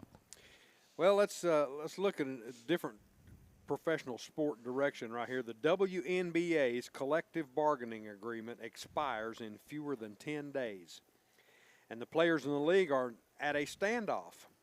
The Players Association members have determined that the latest proposal from the league will not move negotiations forward. The proposal included a significant raise and a revenue-sharing clause that would allow players to earn up to $1.1 million per season. Maximum salary in 2025 was $249,244.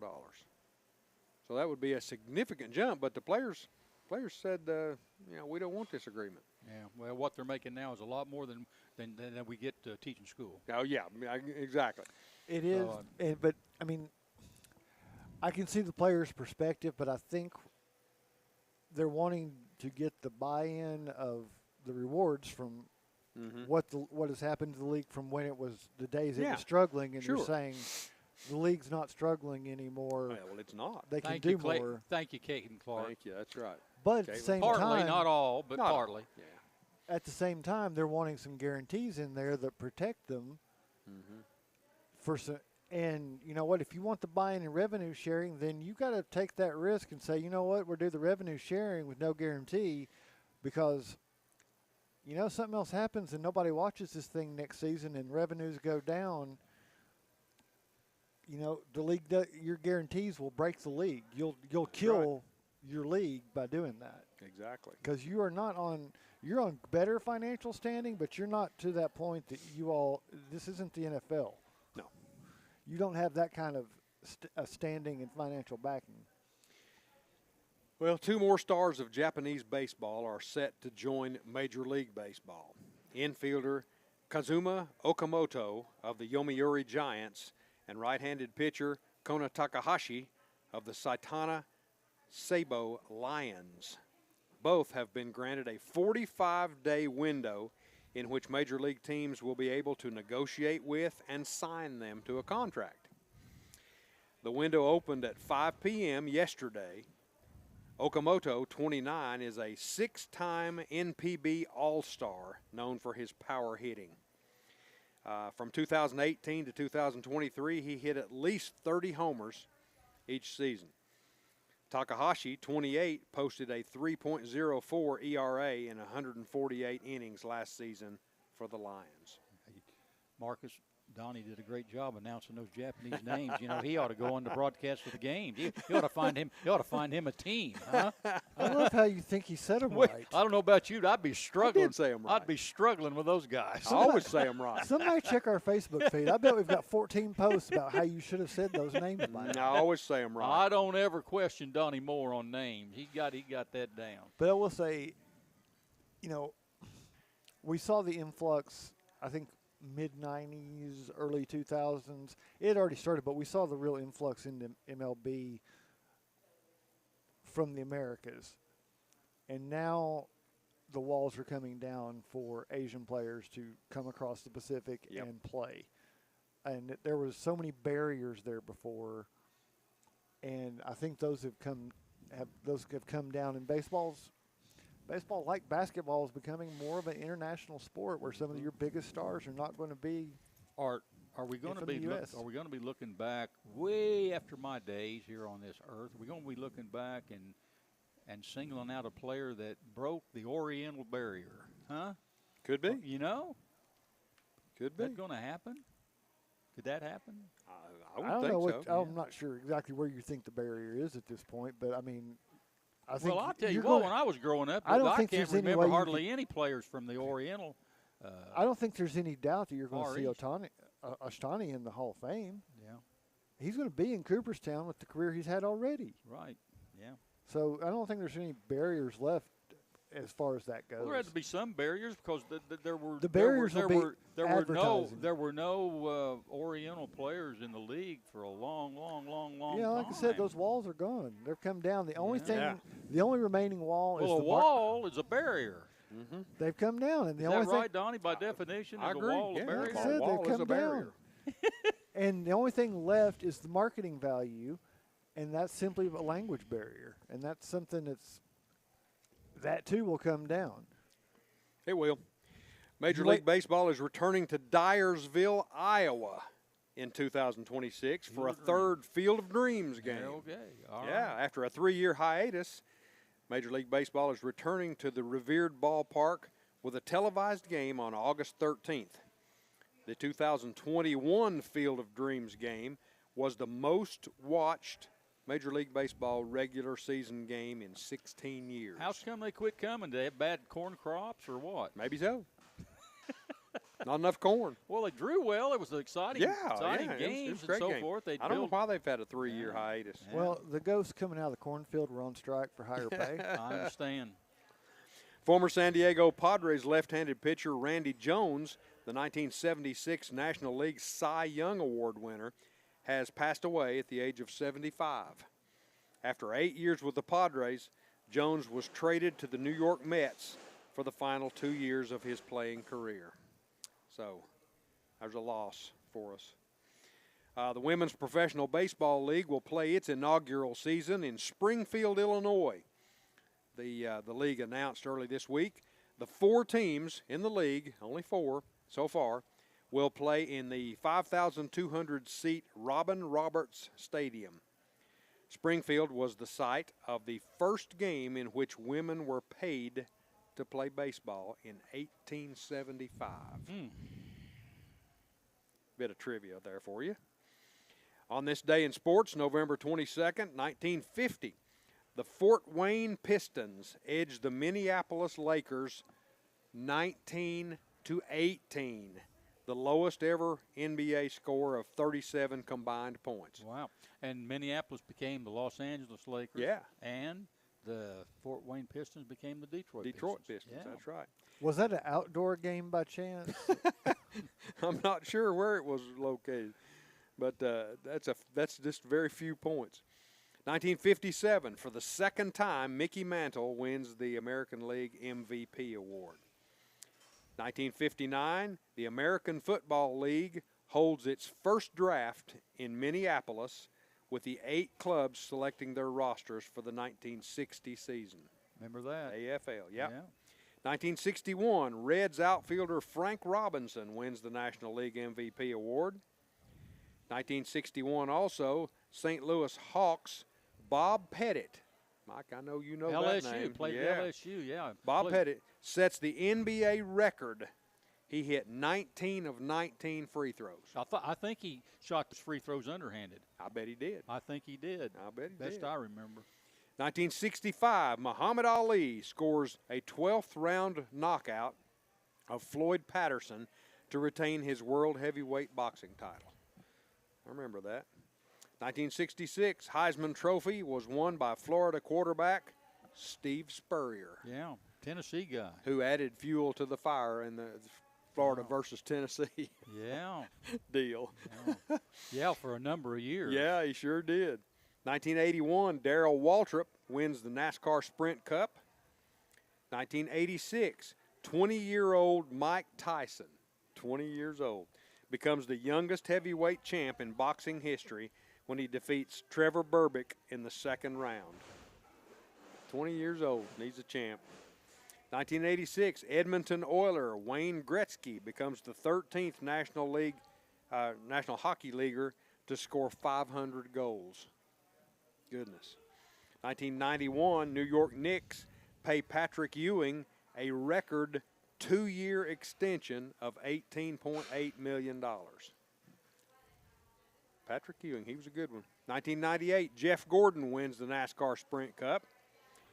Just a couple of birthdays for you, and then I'll be done. 1943, born on this day, Billie Jean King had 39 Grand Slam titles, born in Long Beach, California. She's 82 years old.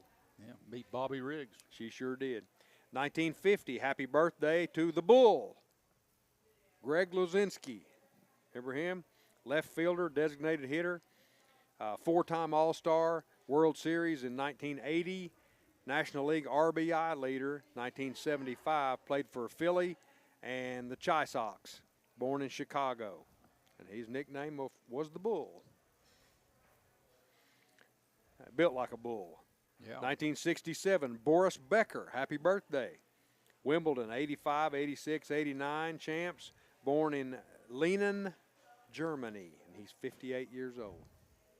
Goodness, it doesn't seem like it's been that long, has it? No, I get up every morning. Can't believe I'm 75. Huh?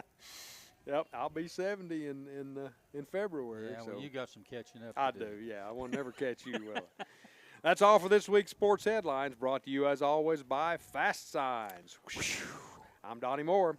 Back to you, Gunner. Thank you, Donnie. And You're welcome. Let's talk about the SEC today, and we'll get started with we'll just get rid of these throwaway games. And boy, this is a throwaway day schedule in the SEC for a lot of teams. It's a late homecoming Ooh, weekend. boy, Samford is at Texas A&M, Charlotte's at Georgia, Mercer's at Auburn, Eastern Illinois is at Alabama, Coastal Carolina's at South Carolina, and Western Kentucky is at LSU. So, take your pick right there of any one of those games. I don't know if I'd put Coastal Carolina, South Carolina in that mix, Mike. I know. But they're 24.5 point favorites. They're the least of all the rest. Well, Western Kentucky, LSU's a 21.5 point favorite. But anyway, nothing there that really appeals to me too much. But there are a couple of games that do. Number 22, Missouri, is at number 8, Oklahoma. Oklahoma's a 5.5 point favorite. 12 noon, high noon on ABC.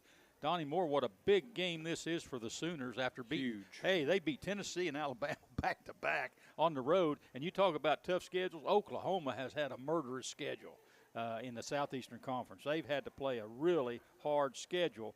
This game is so important to them because if they lose it, they're out.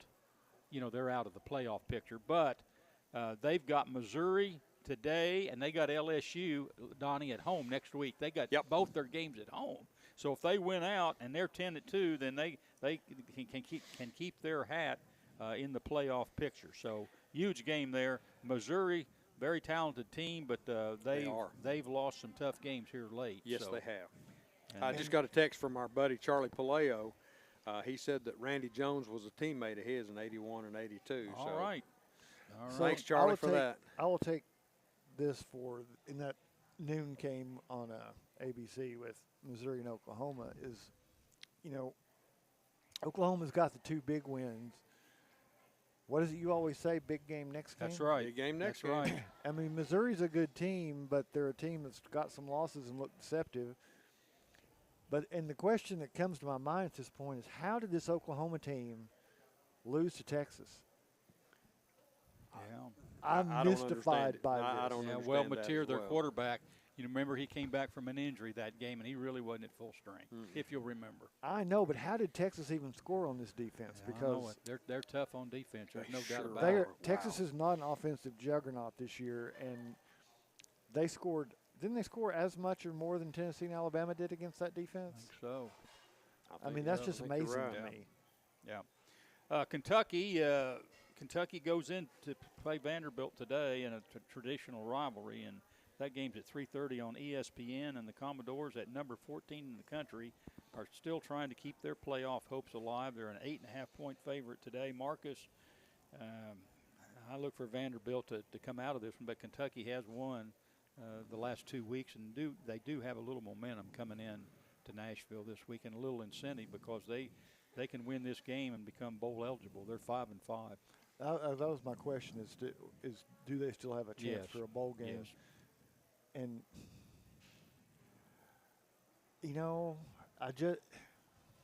it just pains me to say it, but I don't see Vanderbilt taking their eye off the ball or faltering or anything else.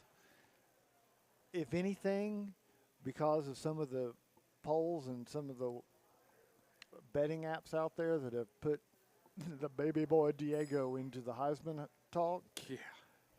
I think they're going to go in there just trying to let him light them up and we'll see what kind of numbers he can run up today to kind of strengthen that argument, because they've only got 2 games left and it's such an open race. Stats are actually possibly a consideration for some of those voters. Yeah. Hey, Arkansas is at Texas today, and if it was a Southwest Conference game, it'd be big, wouldn't it, Donnie? It would be Back huge. in the day, Yeah. that game was at 3:30 on Arkansas and Texas. ABC. Texas, number 17 in the country, and of course they're out of the playoff picture. Yeah. Pretty much now. I'm going to throw this out there. Arch Manning, he's had, just not quite the year everybody expected him to have. Well, it could be him. It could be I know it's not all him, but I'm going to throw this out here. A lot of expectations for I know Manning. this is a crazy idea, but can you see him putting himself in the transfer portal and coming to Tennessee next year and playing for Heupel? There's an offensive guy. We that- wish. Can you see that? I mean, I can think of a recruiting scenario that could lead to that, but I can't believe Texas would make those kind of decisions. Yeah, but It's not like he's the last Manning around. No, There's I a whole nother understand, generation but, of Mannings. That's Peyton, true. has some success here, and you got Heupel up there that plays his kind of offense. Throws the ball, and transfer portals there, and I don't know. Yeah. I think you're Who knows? planting It could seeds happen. out there, Mike. I'm just it's gonna, throwing it out there. I don't. You could turn. You I just don't want set any the Tennessee offseason on fans to get their flames. hopes up over this, but I'm sitting here and I'm kind of getting my hopes up over it because I'd like to. I'd like to see him up here. Be honest with you, but I would too. anyway. Tennessee is at Florida. We've talked about that 7:30 on ABC, but we haven't made the predictions. Marcus, who you got? Florida. I'm going to go with the Vols. I'm going to go with Tennessee myself. I'm going to go with them, and I know it's been a hard. I'm out on a limb, but I know it's been a hard road down there to win at the Swamp, but if it's not this year, when is it? That's I mean, true. You got Yeah. a team that's lost their Good coach, chance. and they've lost. They don't have a winning record. They're not going anywhere. Their fans are down on them, and I mean, Yeah. if you can't beat them down there today, when can you? if not now, when? Well, we don't have to worry about that because they've taken them off the schedule. Right, yeah, They've exactly. taken them off the schedule. Would be nice to beat them before that happens. All right, time for a break. When we return, we'll be back here to talk some more college football. You're listening to the GoTeez Sports page, and now stay tuned for the best in local sports. The Roger L. Newman Company began in 1984 with a vision of providing Blount County with excellent heating and cooling service. Mr. Newman also wanted a real business. No gimmicks and no high-pressure sales. They just fix it or replace it. They want to stay within your budget and make you comfortable. Their motto still stands true today. Call us first, we'll be there. Call Roger L. Newman Company at 982-5446 or visit online at rogerlnewman.com. Cooler temperatures are approaching. Upgrade your furnace now for as little as $50 a month. For over 50 years and 3 generations, the people of Blount County have trusted Stevenson Tire with their vehicles and their families. Our mission has always been simple: to provide quality products at reasonable prices with exceptional customer service. Featuring tire products from Michelin, BF Goodrich, Uniroyal, Bridgestone, Firestone, and Yokohama, Stevenson Tire also offers alignment and brake services at affordable prices. Stevenson Tire Company, 2411 East Broadway Avenue in Maryville. Call 983-1621 or online at stevensontire.net. We're back on the GoTeez Sports page. This is Mike Edwards, and I'm here with Donnie Moore and Marcus Fitzsimmons. And I want to. These conferences right now are unbelievable. You know, we talk about the Power Four conferences. They get whoever wins the championship game, they're in. Right. So it's some of these teams, it's vital that they get in that championship game. I want you to listen to some of these scenarios. The Atlantic Coast Conference, and I'm talking about the conference records right now that are still in the run. Georgia Tech 6-1, Virginia 6-1, Pitt 5-1, SMU 5-1, and Miami 4-2. Wow. And you say, wow, that's unbelievable. And then you look at the national rankings. They got Miami 13th, and they're at the bottom. Yeah. I mean, they got 2 losses in that league. Conference. They got that league. They got 2 losses in that league over there. So that is totally. Of course, Pittsburgh and Georgia Tech play today, and then Georgia Tech plays Georgia next week. So you know, I don't know how that's all going to play out, but some of these conferences may have some decisions to make about who plays in their championship game. The Big 12, Texas Tech is 7-1, BYU is 6-1, Utah's 5-2, and Houston is 5-2. And of course, the 2 teams that are in running for the playoffs are Texas Tech. They're ranked 5th in the country, and BYU is still in there at 11th in the country. The Big 10, we've already talked about this a little bit. Indiana is 8-0 in the Big 10. Ohio State 7-0. Southern Cal is 6-1. Oregon 6-1, and Michigan is 6-1. Now this will play out a little bit in the next week or so, because Southern Cal and Oregon play today out in Oregon, and Michigan and Ohio State they play next week. So that will work that out a little bit to some extent. The SEC. Unlike any of the other conferences, it's pretty much the same from top to bottom. Texas A&M 7-0, and they still have Texas left. They still have Texas to play. Georgia is 7-1 in the league. Ole Miss is 6-1, and Georgia is done because they got Georgia Tech, I believe, next week. Yep. So they're 7-1 in the league. Ole Miss is 6-1. Alabama is 6-1, Oklahoma is 4-2, and Vanderbilt is 4-2. And those teams are all nationally ranked, and pretty much all of them are still in the playoff hunt. Who do you see in the SEC championship? Well, in the game? Daggum, you know, I was thinking about, you know, maybe Texas A&M, but you know they've got Samford and they got Texas left. Right. That's what they got left. I like Texas A&M. Yeah, I do too. Georgia's done. I mean, they're 7-1 in the league. They've got Charlotte today, and they've got Georgia Tech next week, which is going to be a big game. And Go about Bama. Alabama. They're 6-1 in the league. They got Eastern Illinois today, and they play at Auburn next week. Iron Bowl. The Iron Bowl. Yeah. And then, of course, we mentioned Oklahoma. They've got Missouri and LSU, and Vanderbilt's got Kentucky, and they've got Tennessee. So if I'm looking at it right now, I'm thinking Texas A&M and Georgia. That probably wouldn't be a bad guess. Texas A&M, Georgia, who I'm looking at. And Ole Miss, they've just got Mississippi. They got Mississippi State left with them.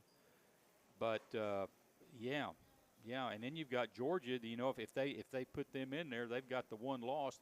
They run the risk of getting a second loss. So, but yeah, you know, they do. You're right. I think there's there's kind of a quagmire right there. Now, I mean, I'm telling you, this whole playoff situation.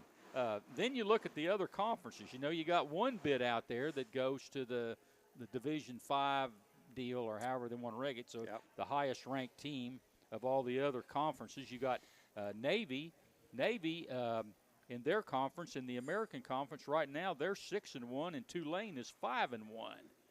So if it holds out that way, they would play each other to see how that would come out. North Texas is they're also in that league, and they're 9-1 and 5-1 in the division. Mountain West has got San Diego State at 8-2 and 5-1, and then they're over in the Sun Belt. There's James Madison. That's 9-1 and 7-0. JMU's had a good year. That's old Signetti. You know, there's up in Indiana. That's his old stomping grounds. James Madison, they're rolling right along at 7-0 and 9-1 overall, and so there's going to be some quagmire. Oh yeah, and some decision making to make on that bid that goes out to that. Be that a situation. log jam at the top, huh? And then you've got the Independent of Notre Dame that being at 8-2, and they've got Syracuse at home and Stanford, you know, on the road. So you know, I'm thinking, you know, they're looking at 10-2 and in. Yeah. And here's one of my questions. You got Notre Dame, and Marcus, you can answer this probably as good as anybody. Notre Dame is 8-2, and Miami is 8-2. Notre Dame is ranked 9th. Miami's 13th, but Miami beat Notre Dame. So you want to explain that to me, because I don't understand it. And I'm from Indiana, and who knows how I that like happens. Indiana teams, and Notre Dame was an Indiana team from up there in South Bend country, but I don't know. How do you explain that? Well, look at who Miami ended up losing to. Yeah, I guess that's what. And Yeah. you know, Both go in back the ACC go back to teams. when that ACC. game was played. Yeah. Like we've said before, they remember November. September's not really in that. Right. Yeah. In that And Notre mix so Dame's much. other loss was to Texas A&M. So you're basing it on the fact that they lost a 2-ranked team. Now you look at it on the other hand, that's really the only two teams that Notre Dame has really played. True that. Yeah, but Outside of Southern Cal. Now, but they did play they say Southern that California. quietly, Mike. They played Southern California. Southern California is ranked 15th in the country, so they did play them. But that's the only ranked team that they played. They say it kind of quietly. They're like, our only losses are to top 10, top 15 teams. Yeah. They don't say, and then we beat everybody else who wasn't ranked. Yeah. On the national level today, Southern Cal, as we mentioned, is at Oregon in a huge Big Ten game, and Pittsburgh is at Georgia Tech. You know, so that'll clear up a little bit of the SEC. And another big game, BYU, who's rated number 11 in the country, they're at Cincinnati. Cincinnati's 7-3 and 5-2. So that's if you're looking at upsets and scores to watch, you might want to pay attention to that one. Yeah, on the national rankings, the top 7 teams look solid to me. Marcus, you got Ohio State, Indiana, Texas A&M, Georgia, Texas Tech, Ole Miss, Oregon. But you get to 8, 9, 10, 11, 12, Oklahoma, Notre Dame, Alabama, BYU, and Utah. I wouldn't place bets on that 8 to 12 until it's over. I wouldn't either. What do you think? Well, I mean, if you want to say the stability of it, no. But, you get to that conference championship game, and yeah, they were saying no penalize them, but their seedings can fall. So if you have Texas A&M playing Georgia, well, maybe Georgia and Alabama end up flipping places, which shouldn't happen, but it could. Yeah. Yeah. Oh, Donnie's giving you a thing, and he's got that little. Yeah. Well, I'll tell you what. This little before whistle in you my hand, ring that, we got a big football game today, and starting Thanksgiving Day on that Thursday all the way through the weekend, it's going to be a big football heaven. It's going to be football heaven. There's going to be a lot of things cleared up. So, blow that whistle. It's been fun. It has. Yeah. Hey, that'll do it for today's edition of the GoTeez Sports Page. Thanks to Aaron Ishmael back at Loud Media, our host, the Bluetick Tavern, and all our sponsors. Until next Saturday, this is Mike Edwards, the Greenfield Gunner, wishing everyone good sport.